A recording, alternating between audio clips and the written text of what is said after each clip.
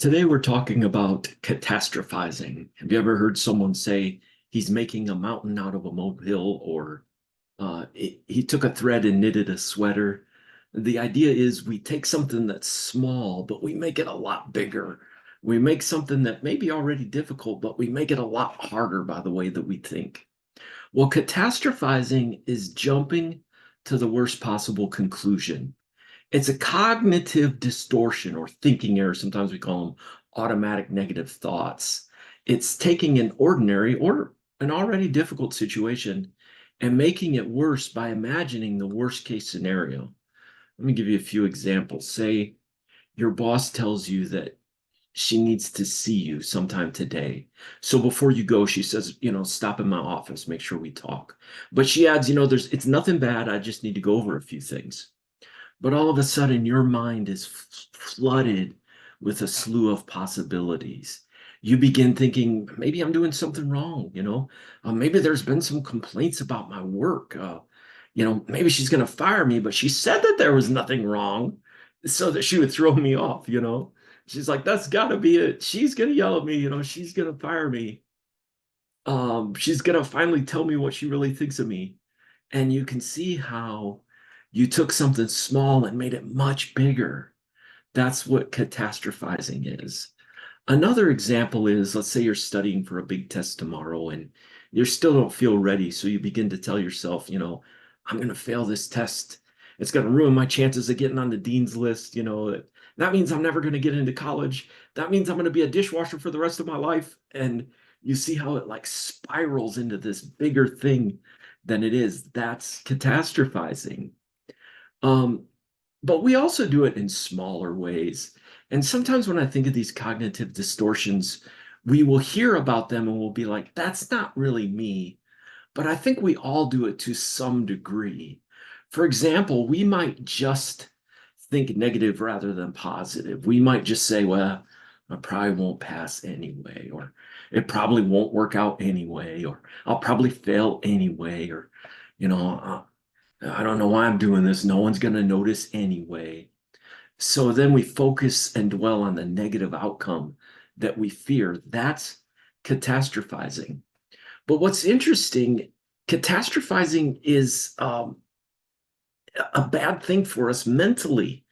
Catastrophizing literally makes it harder for us to stay happy. And the reason for that is in part, our brains believe what we tell it. So we tell ourselves something terrible is going to happen. Our brains literally produce less dopamine and serotonin. That's our brains feel good, happy, life is okay, mood, enhancement. Well, our brains basically tell ourselves, look, it's not going to go good anyway. Might as well not make, any dopamine. It's literally harder for us to stay happy and positive and optimistic when we catastrophize. But catastrophizing also triggers lower brain function. That's in part, that fight or flight response. When we tell ourselves we're probably going to be fired, our brain sees this as a threat. And that's the kind of thing that engages that fight or flight response. Our heart rate goes up, our eyes dilate. Our bodies give us a shot of adrenaline, and there's cortisol to help our body deal with the perceived threat, help our muscles do what they have to do, and then repair. But the problem is when there is no physical threat to deal with, we're left with this excited nervous system.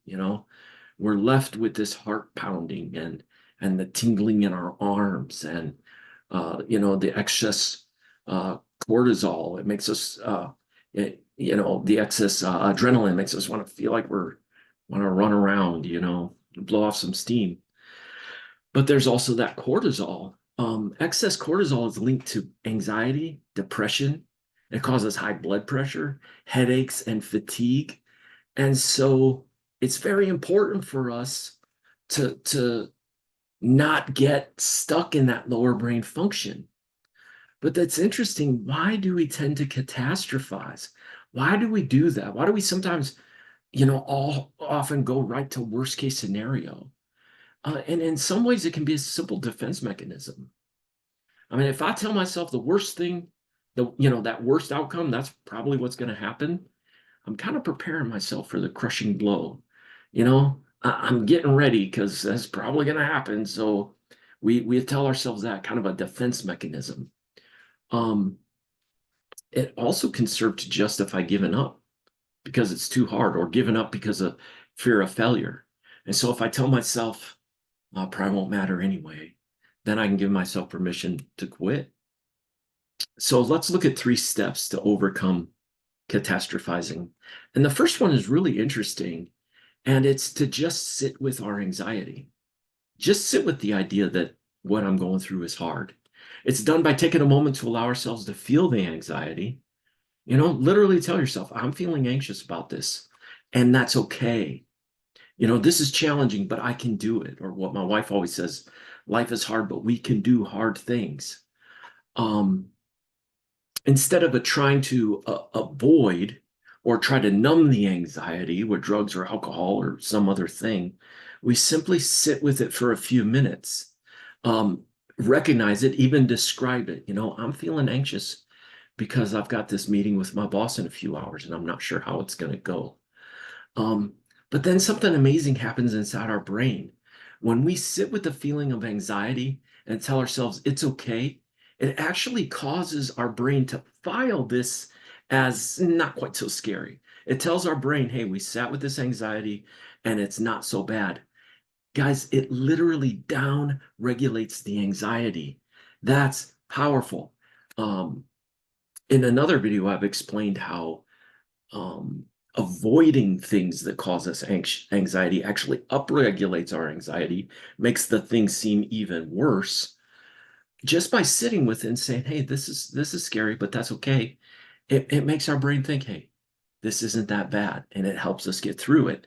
That's powerful. I wrote in my notes, I said, this tool alone can greatly reduce your anxiety and help you push through difficult challenges. And then step 2 of dealing with this kind of focusing on the negative or catastrophizing is just, kind of identify. Am I exaggerating a little bit? What are ways that maybe I've made it worse than it truly is? Um, and then step 3, just replace it with the truth. Um, Replace these cognitive distortions. It's a distortion with the truth. Tell yourself, this is hard, but I can do hard things. Tell yourself, this is scary, but I'm gonna get through it. Um, the truth is people make mistakes, and even though I made a mistake, I'm probably not gonna get fired. If I don't pass the test this time, I'll definitely pass it next time. Replacing those lies with the truth helps bring down our anxiety and helps us push through the difficult situations. Guys, I hope this is helpful for you. Some practical tips about the way we can let our minds overthink things. And so, how about you? Do you find yourself overthinking? Do you find yourself catastrophizing? And what are ways that you found that helps you kind of push yourself through it? I'm Brian on YouTube at New Life Recovery. Until next time, be well.